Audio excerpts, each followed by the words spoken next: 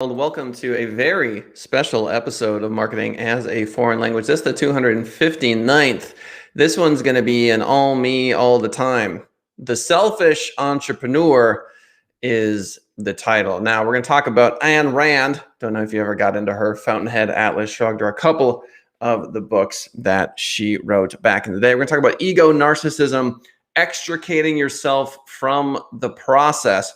And of course, we're going to talk about Mark Zuckerberg, because who doesn't want to talk about him? So to lead the way, we're going to take a look at an article from Engadget.com. Google removes popular Android apps that stole Facebook passwords. And the reason we're chatting about this in particular, happy 4th of July, by the way, yesterday. I hope you had fun.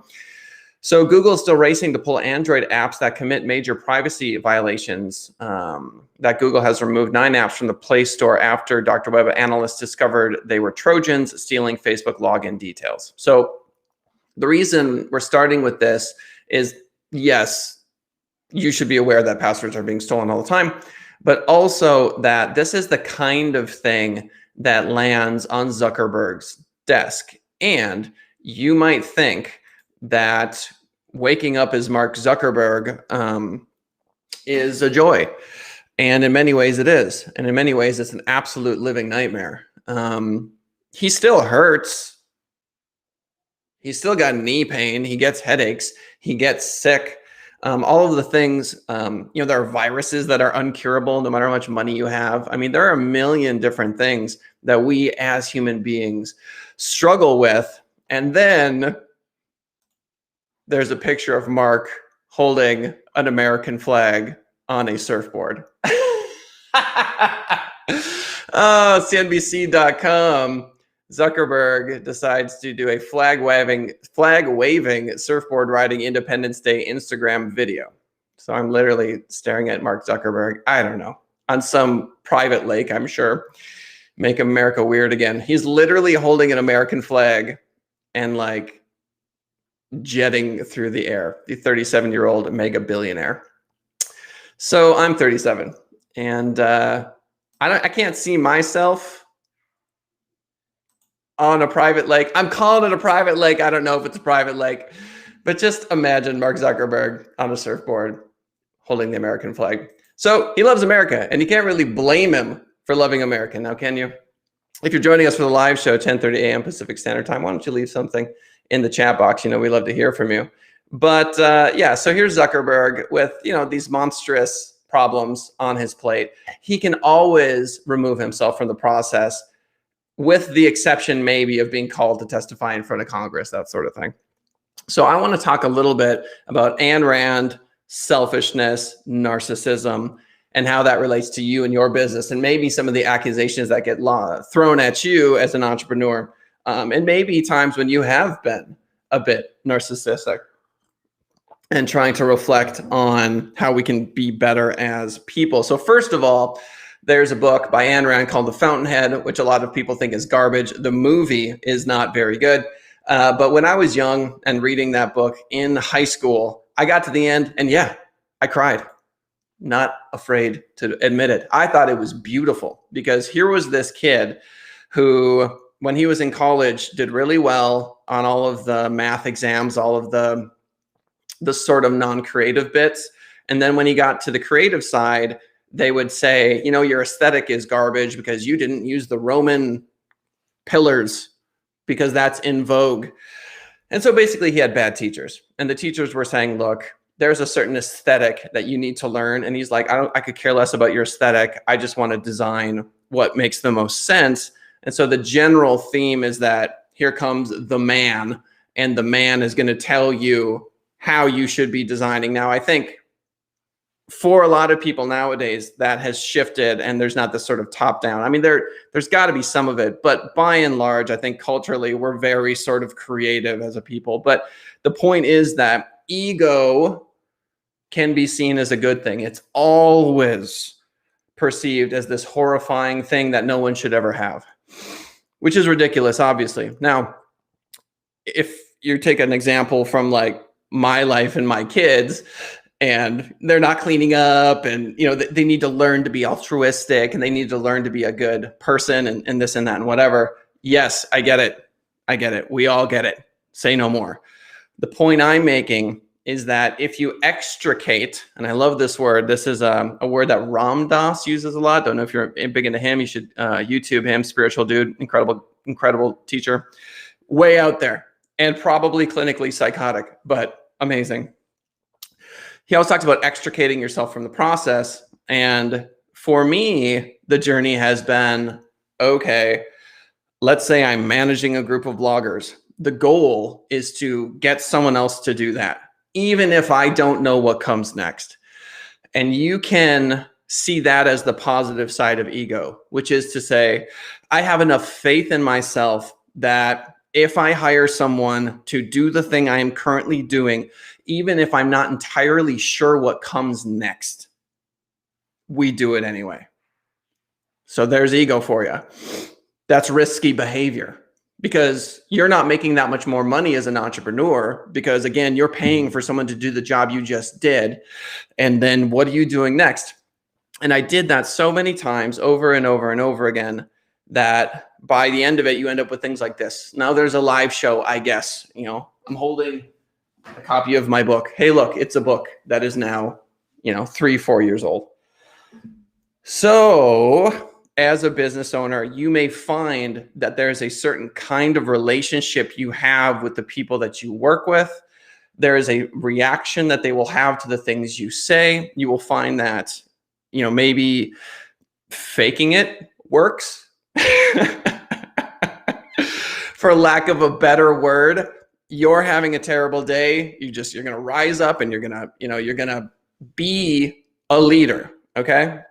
Now the skills that work in that kind of environment, you may find come across horribly in other environments, which is to say, if like in a marriage or in a friendship, these are very different relationships. So there are folks that are the best friends in the world and they struggle with leadership. Now, if you are the trifecta and you're the perfect human being and you've achieved enlightenment, great. This show isn't for you. You can go watch something else. But if you're like the rest of us and there's that voice in your head that is constantly telling you how you can improve, and you have anxiety and you worry about the future, well, then you may find that the leadership skills that you are developing over time, if you're not careful, can bleed into other areas of your life and it can not go well. For example, decisiveness and speed is so important in the early days of entrepreneurship because you just need to make the decision now. I play speed chess. I've done this for a year, blitz chess. It's quick, it's now, it's fast. Let's go. For the love of God, let's go. That's my personality, unchecked. Now that things have progressed throughout the years, I find myself playing more classical chess because that's what the company requires of me. We have a graphic designer that takes a job somewhere else as an admin at a university. Incredible. She's an amazing human being. We wish her well. Now we have a black hole in my company and we need to find a solution. And the solution needs to be the correct one. So we're looking to hire and we are slowly moving in these directions. And we eventually come up with a solution. Holy Lord, please work. That may not be a solution at all. And sometimes you just make the decision and you wait patiently. Now, let's say in a friendship, you may find yourself doing those same sort of things like, oh, I'm going to make these decisions really quickly. And then when you make a mistake in the friendship, say, because you're making decisions fast because it works for you in your business, it just doesn't work. It simply doesn't work in that friendship scenario because you apologize like, oh, my bad.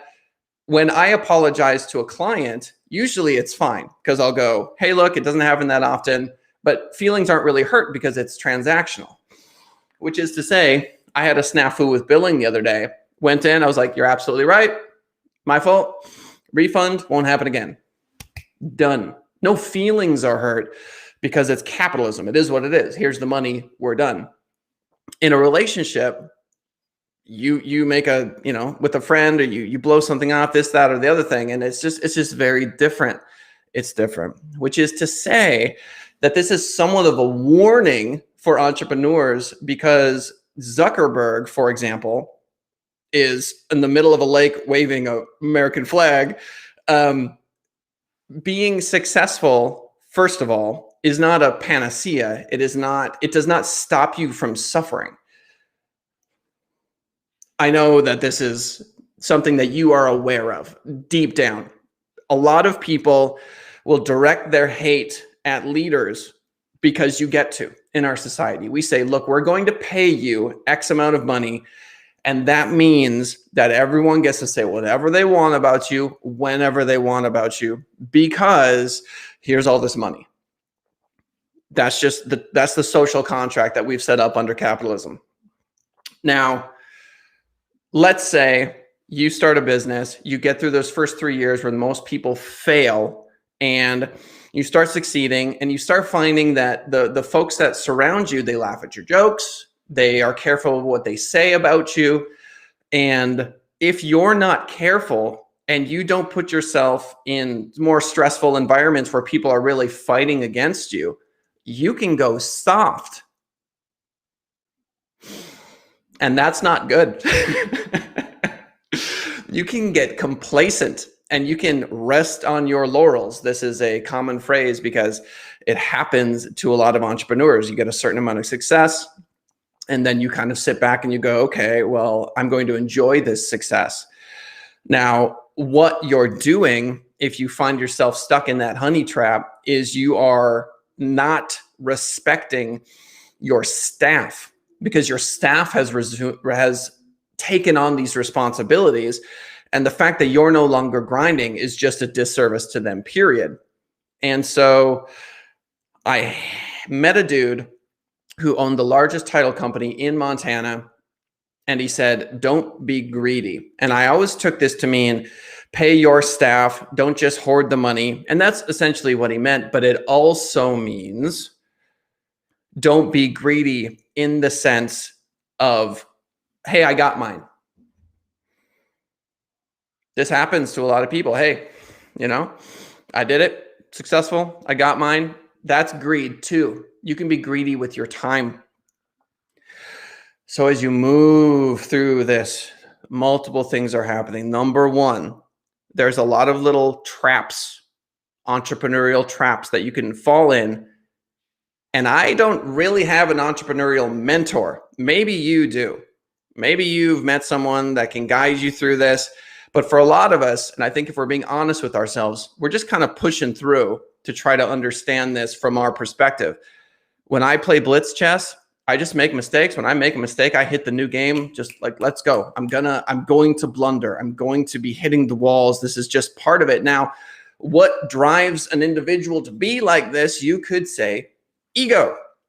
You could say narcissism, because you have to have, if I'm a little avatar and I have a health bar, I have to have enough health to continuously be bumping into stuff and hurting myself. And I have to be able to heal myself back up to keep going and keep fighting and do these sorts of things. So you have to have a certain healthy amount of I can do this. And internally, you'll say, I'm being confident. That's what you'll think. But externally, people can be going, he is so full of himself. They can be thinking, he is a narcissist. He is so egotistical. She only thinks about herself. She doesn't understand my perspective. And so what I found, and again, this isn't relationships, this isn't friends, but in the context of a business, going to the folks you work with and saying, look, I screw up constantly. I'm like, from your perspective, not even that, it's like, I've done something wrong. Just as much humility as you can throw out there, even if you perceive what you're doing is confident. It's like, I'm being a confident leader. Ta-da, here I go, moving forward, doing what leaders do. And that's tough. That's tough because when you wake up, you're already anxious. I'm anxious. If you're being honest with yourself, you're not anxious, really? Well, hello. First ever person I've met in my entire life who's not, anxious about being an entrepreneur or a leader. Same thing goes for marketers too, because even if you're not the CEO of a company or an entrepreneur and you're marketing for some XYZ company, you still have a massive burden on your plate that you have to solve these problems. Marketing is very difficult. So now we're going to get into the article. According to this Forbes article, Forbes.com, link in the description, why successful entrepreneurs put themselves first. This is Jody Cook. She writes, selfish, self-centered, unconscientious, careless. These are some of the shame and guilt-ridden words that might swim around in an entrepreneur's head when they choose to put themselves first, when they turn down the party invitation in order to work on their business, when they don't lend the hand or give the favor because they have a project to finish, when they leave the event early to be well rested for the following day. And I'm going to throw another one in there. When in the middle of the day, they sleep. Or in the middle of the day, they go running. When they use the fact that there is time in their life to take care of themselves, that's crazy. I don't know if you've ever had this opportunity in your life. You have to understand, I was a teacher. What? You can't leave. There's no leaving. There's no going anywhere. You are stuck city. Teaching is perhaps, maybe surgeon would be even worse, but there is no job that I've ever had where you have that feeling of stuck, because even if you are sick, you can't call in and be done. Like if you're a waitress, you're like, hey, look, I'm super sick. Is what it is. Can't come in. That's it. They may be angry with you. You have to deal with the repercussions of that. But when you're sick as a teacher, what are you giving the sub again? You have to give them something. You still have to work when you're sick, which is ridiculous. And so as an entrepreneur, what I've tried to do is give everyone autonomy as best I can. I'm trying to give everyone that feeling of being the owner of a company as best I can. But ultimately, if I get a Skype from one of my employees, it feels different than if they receive a Skype. It just does. So as a business owner, you may find yourself feeling guilty, or going back to the narcissism and the ego, like, you know what, I deserve this sort of flexibility. And the unwritten rule of many businesses is that folks know that the owner has that flexibility. It's already built in there. And it's just a matter of whether or not that person still shows up and still grows the company. Because at the end of the day, team members are willing to forgive a certain amount of narcissism and ego and all that sort of stuff if you continue to bring it, right? Now, they may have their feelings and they may talk amongst themselves about certain things that you do, and you're probably guilty of it too. I mean, you're probably doing something that's, that you don't realize is rubbing people the wrong way, is what it is. Brad Hess in chat on the importance of self-care. If you don't take care of yourself, how can you be expected to take care of the business? Now, Brad, I know, has a large whiteboard, and what he'll do is just like, he'll have a sort of like a montage moment that you'll see in movies where he'll just get it all out there. And that is such an entrepreneur things to do. And if you don't have enough confidence in yourself, enough ego, I mean, look, that's a matter of perspective. Well, one person calls ego and narcissism, the other person calls confidence and self-care. It's a matter of perception. And the team is everything. So if you walk in and you're a bulldozer and you're just knocking stuff over and you think that's going to work for you long term, and you're in a situation where you need a team, well, then you're in trouble. We all know this. This is obvious. And so when does self-care go too far? It's a balancing act, just like anything in life. You are all very aware of this. Back to the article. Some entrepreneurs have met and dealt with shame and guilt and come through the other side unharmed, their lessons mark a powerful reminder of looking after number one, of brazenly putting on your own life jacket before helping others. So that's a cliche. We all know, we have heard that a million times about being on an airplane and putting on the oxygen mask of the person next to you. So Liz Johnson, medal-winning Paralympian and co-founder of the Ability People and Podium. Podium, by the way, is a pretty massive company. Learned the power of putting herself first early in her sports career. Quote, it's often assumed that putting yourself first is a selfish move, one that goes against the interests of the wider team, but she found it not to be the case.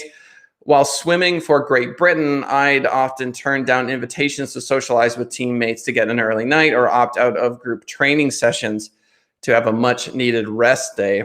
Johnson did what she had to do to maintain top form. So if the argument is that you're just doing everything you can to make sure that you're the best possible leader ever, then that's kind of an ego or an easy argument to make in terms of ego. I guess what I'm talking about is when your leadership, when your ego, when, dare I say it, your narcissism becomes a problem for other people.